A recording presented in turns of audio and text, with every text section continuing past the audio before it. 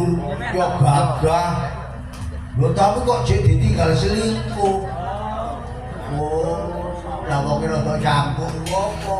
Gak trimo sing lanang gandeng iki ngono. Tapi umpama krungu sing lanang ya apa?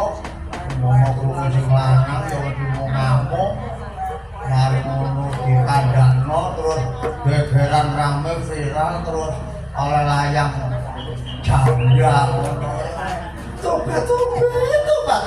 Iki ono ganjang kok bisa untu ngono kaya mengkono. Jare sapa nglakoni selingkuh? Aku gak tahu dijemput sing kok. Malah iya, kejabane gak apa gak tahu. Lah iya kan. Wong jangan kaya ngono. Sopo gak ngerti kok.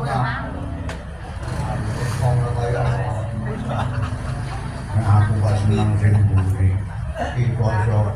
Lho iya Pak, iku sing mburi ku sesek rek warunge dandange rubungetan maksude. Sesek rek warunge goyange rubungetan raimu.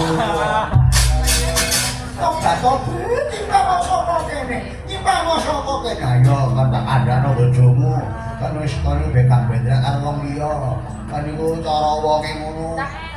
Cara ngene daringan dobel wis dioyak-oyak wong gak bakal iso enak kon niku baringamu diopo. Tobat.